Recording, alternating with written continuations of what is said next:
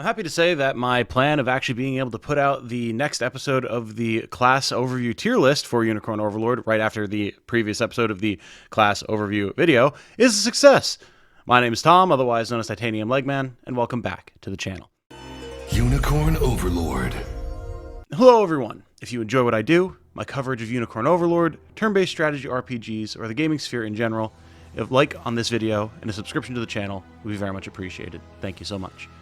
We are here and it is time. We're back to the class tier list for Unicorn Overlord, and as I stated in the previous episode of it, we are picking up where we left off with the first batch of classes, the early game classes. If you don't know what I'm talking about, there will be a link to the previous episode of this series of tier lists in the description below, and also a link to the class overview video that this video is a partner to. What we're doing here is going through and ranking every class in the game as I do my class overviews for the game, based on largely how the class functions around the time that you get it. By the time we get to the end of what will be a 4-part series, I will maybe do some switching around, figure out if I'm happy with where things are listed, if things need to be shifted up or down a tier here and there.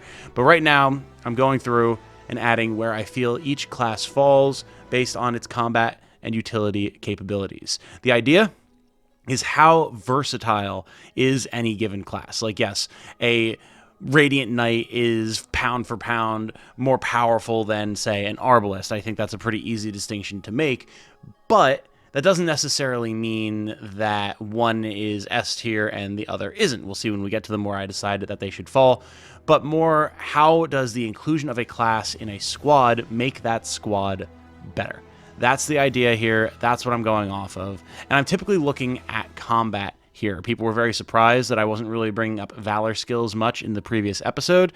And I'm really not planning to that much here as well. Like, Valor skills are very good, but they never make or break a class for me. So if it's relevant to bring up something that's particularly powerful or particularly useful, something that's key to a class's kit, then we will. But beyond that, it's not going to be something that I worry about too much here. Also, I just want to put it out there for people. Keep in mind that something like, say, a warrior being in C tier does not mean that a breaker, its promotion, is going to be in C tier. We're going to be doing an entire separate video for just the promoted classes, because I do feel that these promotions actually add a lot and change a lot for a lot of these classes. So you'll see by the end we'll have Hoplite and Warrior still probably down there in C, but Legionnaire and Breaker will probably be higher up comparatively. So don't get too mad yet. A low base version of a class does not indicate where the final version, promoted version, is going to fall on the tier list. Okay, with all those disclaimers out of the way, let us begin with the Swordfighter. The Swordfighter is a very interesting one. It's kind of one that I think a lot of people have been a little disappointed in, myself included. You think of Swordfighters and Swordmasters in terms of something like Fire Emblem, where you've got your Myrmidons, your Swordmasters, your True Blades, things like that. And they're very, very powerful. They're typically some of the best characters and classes in those games. So you feel like, okay, well, that's probably kind of how it'll be here, because, clearly Unicorn Overlord does take a lot from Fire Emblem in terms of its classes. But Sword Fighters are just kind of middle of the road, man. Like, they do a lot of damage. It's nice that they have True Strike, that they're able to just drop flyers and thieves and things like that, but they don't have the raw punch that I expected them to have. And the fact that, like, their start of battle ability, it's anti-synergistic with other sword fighters, so you kind of don't want to have multiple of them in the same squad. It's still just like one quick hit, which can deal a lot of damage, but still, they're a weird class, man. I'm not super high on sword fighters at all. Sword masters get a bit better, but the base class I'm not a huge fan of, and they really just don't bring much to the table, even in terms of like leader effects or valor skills to try and prop them up either. So I don't know, the more I think about it, the more I'm kind of like, I think they're kind of a C tier class. Like, they're down there with Warrior for me, wherein the promoted classes definitely do a lot for them. These are classes that want the extra AP, they want the extra passive points, they want the extra stats to lean into what it is that they're doing. But until they get them, not feeling too hot about it, man. Not feeling too hot about it. Sorry for my Swordfighter fans out there. I think a lot of you are going to agree with this. Some of you might say it should be like B, but I don't know. I've got sellswords in B, and I think sellswords are way better than swordfighters. So, yeah, we're going to stick with that. Moving on to Radiant Knight now. This is... You want to talk about a class that is indisputably powerful. Radiant Knights are S tier. Bar none. No questions asked. You can put a Radiant Knight into any damn squad, and they will make that squad better. Period. Like, I put a Swordfighter in a squad, and I feel like the squad gets worse sometimes. But I put a Radiant Knight in a squad, and it's like, oh yeah, these guys are going to slap. These guys are going to be real tough to bring down, and even the Radiant Knight herself is going to deal a lot of damage. Like, the fact that Radiant Knights are basically mini paladins, before we even talk about them promoting the Sainted Knight, which is a whole different ballgame, but like, they can heal in a row, they can guard allies, they can put up magic barriers, they've got a sword and a shield, they've got good damage, they've got good personal durability, they're cavalry, so they can move faster. Again, we're not focusing on outside of battle traits here, but still, it is something to consider. Like, Radiant Knights are just great. I'm honestly amazed that you get access to Radiant Knights as early as you do. And, like, yeah, I know the progression you're supposed to take is do part of Cornea, then go to Drakenhold, then go back to Cornea, but, like, nothing's stopping you from just doing the full loop of Cornea and picking up things like Radiant Knight. You can get Radiant Knights before you get Swordfighters. It's insane. Like, there's nowhere else that Radiant Knight could be but S rank. They just make every single squad better, kind of like Shaman and Cleric, honestly, even. But I would almost say that Radiant Knight outclasses Cleric to the point that Cleric gets bumped down a tier, but we'll wait to make any sort of judgments like that. I might come back to it at the end of this video, because that is something to consider. But no, Radiant Knights are insane. If you're not using them, you have to, for sure. Moving on to Wyvern Knight. Wyvern Knights are also very, very strong, but kind of along the lines of things like Knights, like regular Knights, Griffin Knights. I don't necessarily think that Wyvern Knight is S tier, because they do need support, and they also do desperately want to be Wyvern Masters or get extra AP. Like, some of the best skills that you can give them are some of the lance weapons, some of the spear weapons that give them a 2 AP skill, like Dragoon Dive, and you do need to build around that. Like, they'll be really good. You definitely will be happy to have them in a squad, but they don't make every squad they're in better, and they can crumble pretty easily if they get hit by something like a mage or an archer or whatever. So I think they're going to go in A tier as well. I guess there's kind of a growing idea here that your pure damage units are not really S tier most of the time, because that's all they do. They don't bring much else to the table in that regard. And again, Wyvern Knights are nice, but yeah, I don't think they're S tier. They've got good damage, they can parry, obviously they're flying, which is nice. They have good damage against ground-based units, they get the extra dodge against ground-based units, all that type of stuff. Everything that makes a Griffin Knight good makes a Wyvern Knight good. They're just the single target version of the Griffin Knight, so if Griffin Knight is in A, I think Wyvern Knight is also in A. Also, I just wanted to circle back to this really quick, because like, I know I said Radiant Knights are basically mini Paladins, but I put Radiant Knight a tier higher. Just the fact that Radiant Knight has a row heal makes it better than Paladin in a lot of ways for me. Like, yeah, Paladin has better stats, of course, and really Paladin makes pretty much any squad that it's in better as well. But yeah, I don't know, man. Radiant Knights just feel better to me. And then they still have a promotion to look forward to as well. Like, they're crazy. They're absolutely crazy. Moving on to Arbalist. Arbalist is a very fun one. I like that they have a mix of ranged combat damage, of like AoE healing, of poison, smoke shot again as Valor skill is really, really nice. Like, these are a good class for sure, but they fill a similar niche in a lot of ways to Radiant Knight. Obviously, they get like poison damage as opposed to Radiant Knight just getting more like AP and PP type stuff and just having better magic damage, raw magic damage. But I don't think that Arbalist is quite S tier. That might be very different for Shield Shooter, but I think Arbalist is an A tier unit. They will pretty much make any squad that they're in happier, but there's definitely going to be times where they just run up against a brick wall and their damage output just isn't what it needs to be to have that combined support and damage utility that something like the Radiant Knight has, and they don't have quite the same level of punch when it comes to just raw support like a Cleric or a Shaman does. They're nice, but they're a little bit jack of all trades, master of none type of deal in my opinion. But they're not like a B tier unit. They're not limited in the way some of these others are. I definitely like Arbalists more than Hunters. But yeah, I think they're an A tier unit for sure. Now, Dark Knight. Oh, man, it's such a shame.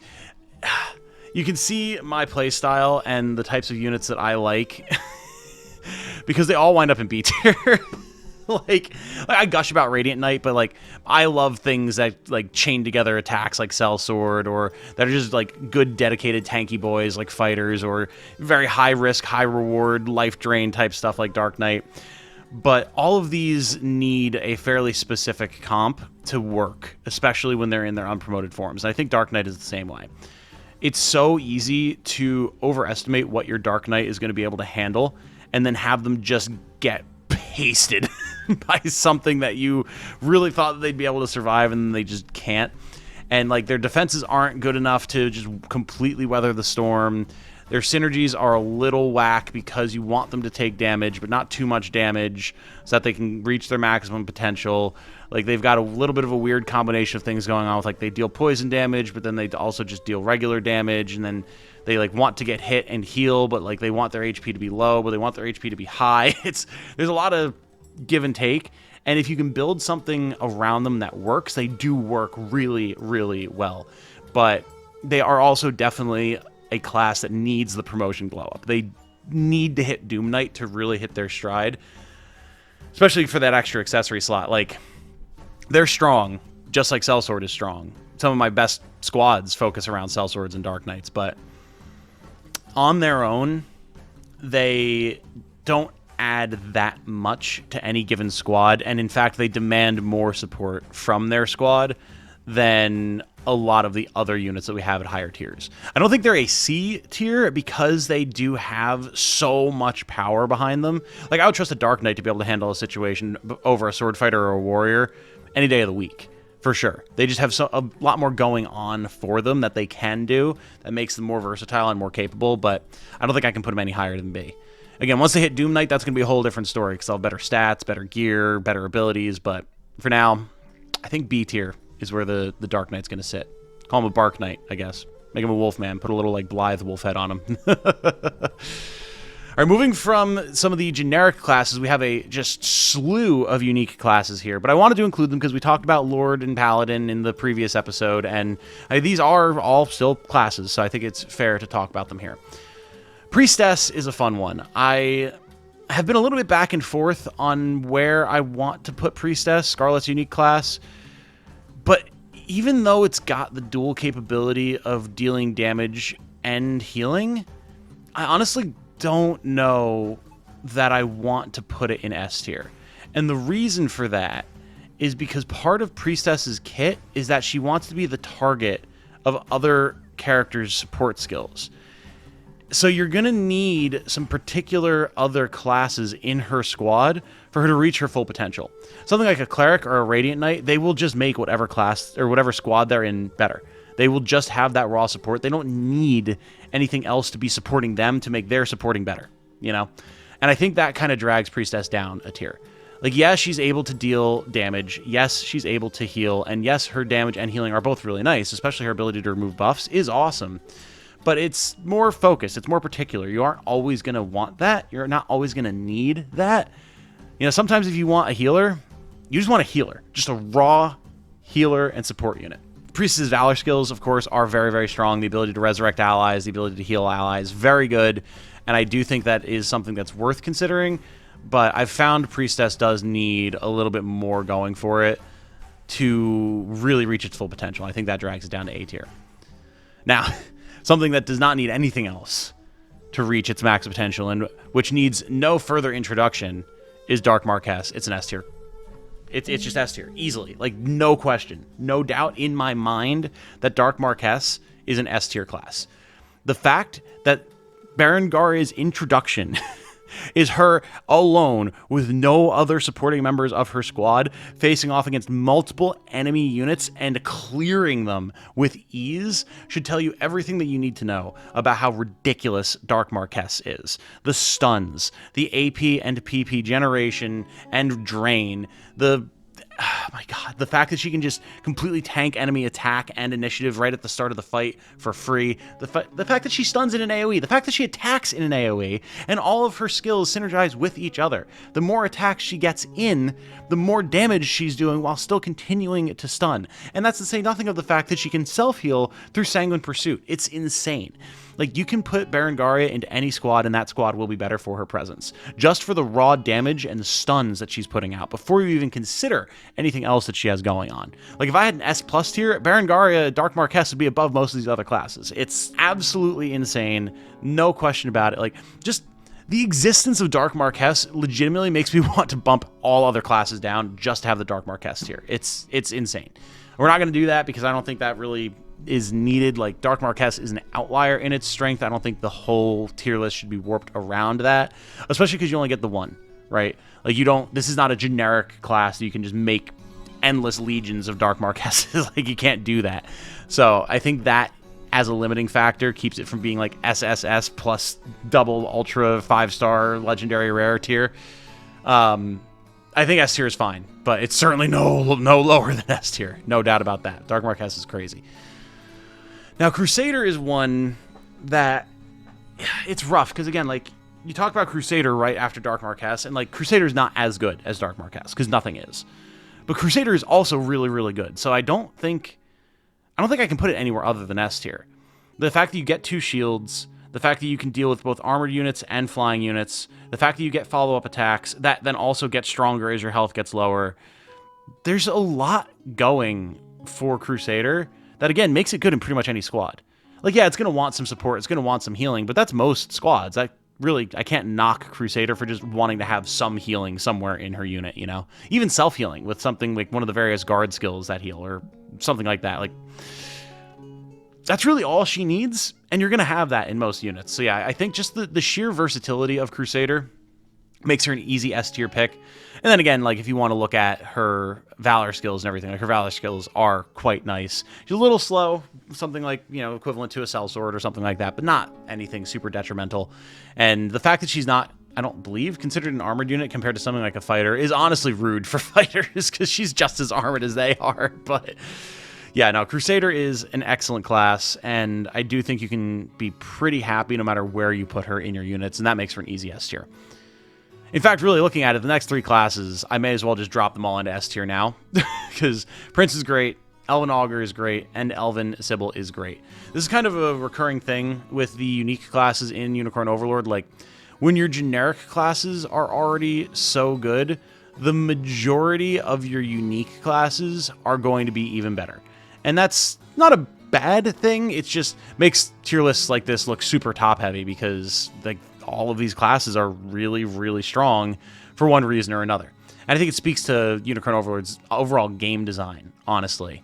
That, like, the game can still feel like it has challenge and can still give you so many different tactical options to explore, despite so many things being so powerful. And it's kind of sad looking at Scarlet's Priestess down in A tier here. But, I mean, I really do think, like, you can put a Prince into any squad. It's kind of the nature of Prince is he can buff whatever it is that squad wants to do with ease and just make them better. Like, that's awesome. That's great. Elven Augur and Elven Sybil having the ability to heal, deal massive amounts of damage, and kind of like Dark Marquess are completely self-synergistic by buffing their own attacks, their own healing, just by using their own stuff. The fact that everything they do is like AoE, they can block, like, they've got so much going for them. Like, I'm honestly surprised at how durable Augur and Sybil are on the front line. Like, they are weirdly durable for such scantily clad elven mages, but they just don't care. They don't take hits. They can heal. They can block. They can deal damage. They're great. All 3 of these absolutely deserve to be in S tier alongside Dark Marquess and Crusader. I really can't imagine putting them any lower, and, like, the moment you get them, they're just going to be good for the rest of the game. They're only going to get stronger. You're only going to get better abilities for them, and, like, I know people were talking in my my Let's Talk About Elves video, like, oh, Elven Augur and Elven Sybil are phenomenal. Like, you can't say that Elven units are bad or, like, limited because you can put them in any squad. And I was focusing more on Fencer and Archer there than Sybil and Augur as the generic classes. But yeah, Augur and Sybil are just insane. And Prince is equally... It's not the damage dealer class, but it doesn't need to be because it just does so much for its allies. And has Valor skills that can grant active and passive points. It's nuts. It's nuts. These are all S-tier classes. There's really nothing else to discuss, I don't think. Now, finally, we come to Elven Fencer and Elven Archer, speaking of the last two classes for this iteration of the tier list. And again, this is one that's going to get me into hot water, I think. Because again, everyone talks about just how powerful the Elven units are. And they are. I'm not disputing that. They've got a lot of versatility. And that's kind of the idea of this tier list is, well, how versatile is a class and how much is it going to bring to the unit that you add it to. However, the issue with that for me is that with too much versatility comes an increase in complexity as well. And while complexity can be good and can lead to strength because it gives you so much that you can do once you lean into it, it kind of, for me, falls into the same idea of something like Sellsword or Dark Knight, right? Now, Elven Archer and Elven Fencer are, by their very nature, going to be quote-unquote better than Sellsword or Dark Knight or a lot of the generic classes that we have listed here because they're considered promoted units, right? So they've got better stats, they've got extra active points, they've got extra passive points, they've got access to all of their abilities as they level without the need of a promotion. So they're just going to be out of the box stronger than something like a Sellsword or a Dark Knight. Like, I hear that. However, you want particular setups for both of these classes. Elven Fencer, if you're going to be rocking tomes on them to give magic conferral, they're going to want a team that wants that. Something that is going to have big AoE, like a Gladiator or a Griffin Knight or a Dark Marquess or whatever. Something that they can add a bunch of damage to just to make that effect stronger. Conversely, they want to be really high level so that they can actually be successful evade tanks, and even then you're going to want them to be set up a particular way to do that. Or they're going to want to be in a team that is going to get the most benefit out of their anti-cavalry capabilities or the stuns that they bring to the table with things like their Lightning Blade. And to me, the fact that you have to build around them so much brings them down a bit. And again, like, I don't want people to try and tell me like, oh, but like they're so powerful, like their ceiling of power is so high. And it is. Don't get me wrong. It absolutely is. But remember, we're looking here at what goes into a unit, and just right out of the box makes that unit stronger. Like, I wouldn't have for example, the Trinity Rain build at S tier in an equivalent tier list, like a unit build tier list, because it's something that is very particular, needs to be set up to work a particular way. If you take any one component of that out, if something happens, if you take damage you weren't expecting to, or a particular counter comes along, the whole thing crumbles. The more complex a machine is, the more prone it is to failure. That's the way I'm viewing all of these classes. And for me, that means that Elven Fencer is going to be no higher than A tier. I want to put it at B tier, but the issue for me is that Elven Archer is going to be one tier lower than that. And I don't think that Elven Archer belongs in C tier. So I think I'm going to put Elven Fencer in A tier. Again, it's good. And like, you can put it into a squad and it will help a lot. Like, just the stuns off Lightning Blade and the damage of Lightning Blade will be nice. So I think that helps it to stick in A tier fairly well. But if you really want to draw out its full potential, you have to do a lot of tweaking and you have to make the squad accommodate it. And that goes against the spirit of this tier list a little bit to me. Now, Elven Archer has a lot of the same arguments, so I won't reiterate all of them. The thing about Elven Archer is it's even harder to get it to reach its full potential. They are very strong. However, their nature as a split physical magical attacker means that their ranged assist is bad. You just literally don't want to use these for ranged assist. You can maybe have them in a ranged assist squad to boost the damage of something like a hunter or an arbalist that will actually do damage with it. But so the fact that they kind of like, one of their key things in their leader effect is just straight up bad. You don't want to use them for it. Is a big feels bad. And then one of their strongest factors in their selfless heal, you need to have a very particular setup to make happen. And when you can do it, it's not that hard to do. You know, I'm a big fan of my Field Medic Thieves that can then use a battlefield medicine on the Elven Archer at the end of the fight to then trigger their selfless heal and heal the whole party. And it is good, don't get me wrong. But you're dedicating a decent chunk of 2 whole members of a unit that only has up to 5 to begin with to make that happen. And so that's kind of limiting. They're really, really good when they're good. But I think the reason a lot of people felt bad about them when they first started getting their hands on them was because they just don't fit well into units at large. And that makes them limiting. I think that is going to put them in B tier along with some of these other units or classes that really want a particular unit setup to do what they're going to do and to do it well. Again, like, to me, Sellsword is one of the actual most powerful classes in the game, just because of the whole following slash spam. And then the raw damage that they can bring to the table later. Same type of thing with Elven Archer. It's really good. It might be one of the best support classes in the game if you utilize it right, in the right circumstances, but in a overall view of the sandbox of Unicorn Overlord, like, I could just take a cleric and slap it into a squad, and it's going to get the job done 9 times out of 10. And that makes it a better class, in my opinion, even if the overall power of something else is better. I guess the final point that I can use to illustrate this is if we look at something like, say, Calculator in Final Fantasy Tactics, right?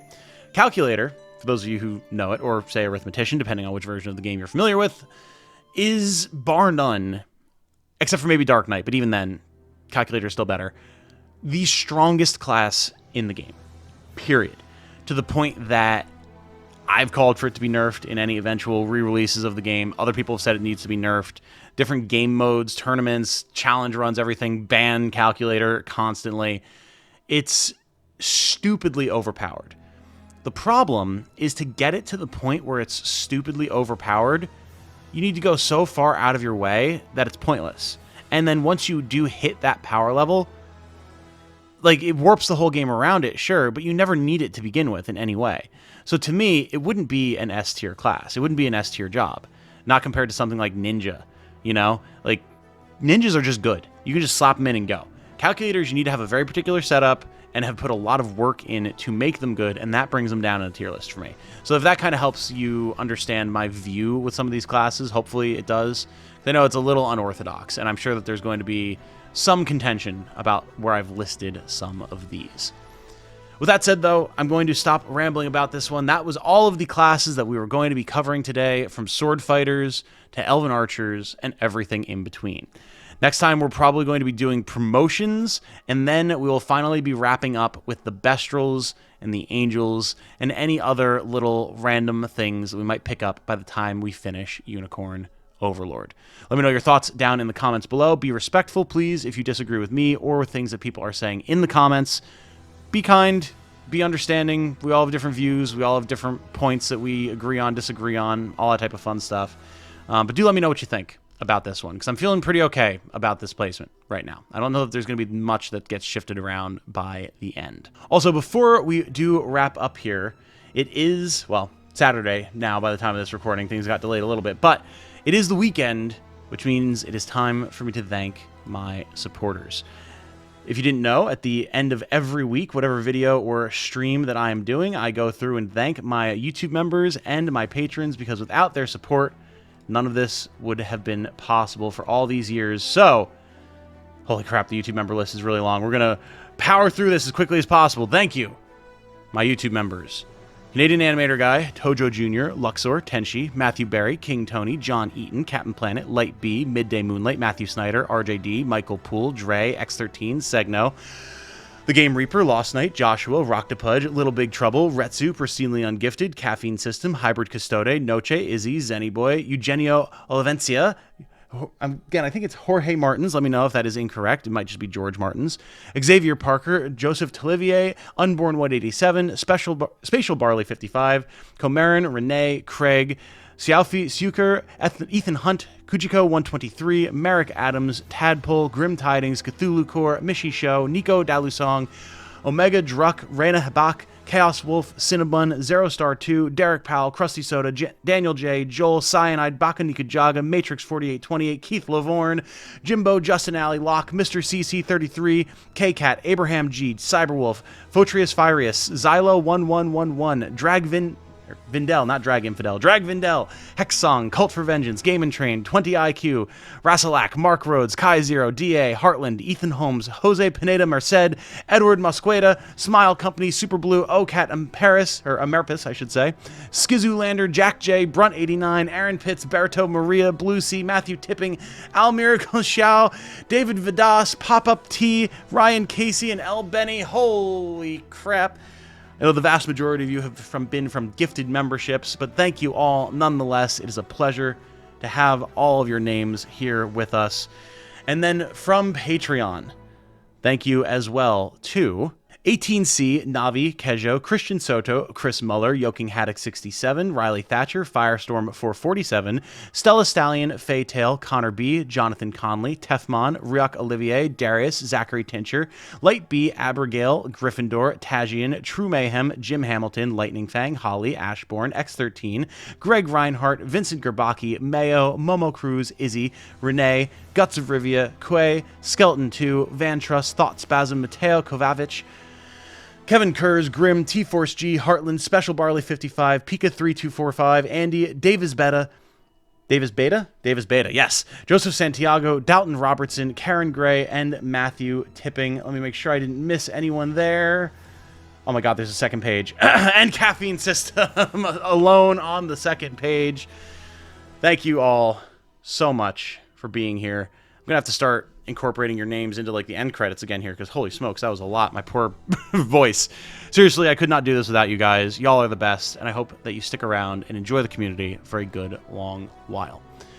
With all of that said, though, my name has been Tom, otherwise known as Titanium Legman. I hope you all have a good night. Stay safe and healthy out there, and remember, be good to each other. Bye now.